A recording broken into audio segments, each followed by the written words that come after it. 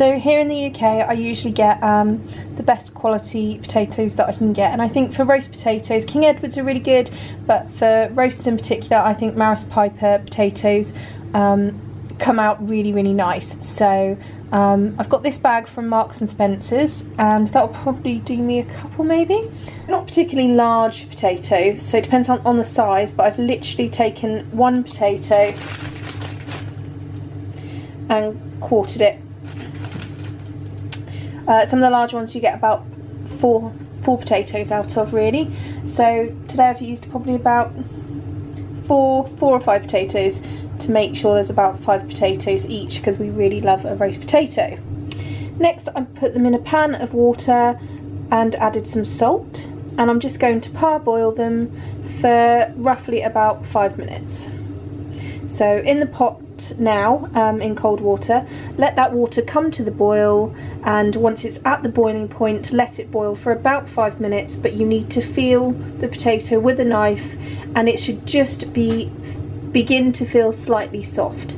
So you don't want it to be smushy soft or completely soft, it should just be starting to feel a little bit softer with the end of the knife, but we'll look at that in a minute. So in the pan of cold water with salt, and bring it to the boil. So that's that boiling away now, so I'm going to start timing that now for about 5 minutes. In the meantime I've got some rosemary, which you can pick up in the supermarket quite easily, and I'm going to chop that ready to go on top of the potatoes. So those have had 5 minutes now. I'm just going to drain them. We've gone all misty there, sorry. So the main point with this, now they've drained in the colander, is to flip them around a little bit, up and down and around the bowl.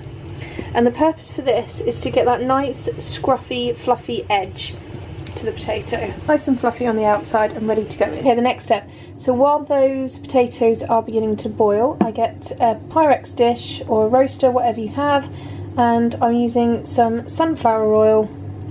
Now you can obviously use things like duck fat and goose fat, but in my mind if you don't do it right it can make them soggy. So generally I think normal oil does the trick. Just about that much oil, a good amount in the bottom of the glassware. And the way to get the potatoes super crispy but fluffy on the inside is to put them into hot oil when they first go into the oven. So this is going to go into the oven to heat up. So I've now taken out the oil that was in the oven, and you can see how hot it is, and it needs to be absolutely that hot to get these where we want them. So they're now sizzling away in there, and I'm just going to lightly add the rosemary. Just gives such a depth of flavour to them, it's beautiful.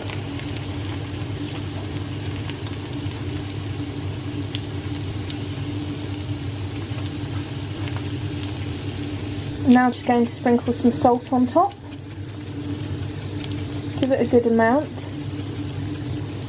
And pop them in the oven now. And the chicken's already in there, so I'll turn them halfway through cooking, but nothing else needs to be done at this moment. So they are ready to go into the oven.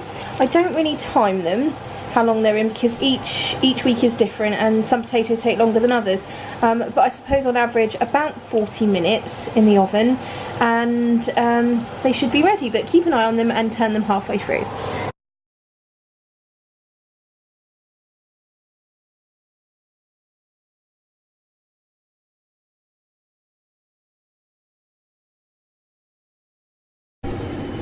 It's about halfway through cooking time, so I'm just basting the potatoes, and I've turned them over and popped them back in. 40 minutes later we have lovely golden and crisp roast potatoes, and when we cut into them they are crispy on the outside, fluffy on the inside. Perfect roast potatoes. And there we have it, perfect roast potatoes and a perfect Sunday dinner. Nice and crispy, fluffy on the inside, gorgeous bit of chicken, some veg, cauliflower cheese, and of course homemade Yorkshires, which technically don't go with a chicken roast dinner, but we like them. So hope you all have a lovely Sunday and have fun making these roast potatoes. See you soon, bye.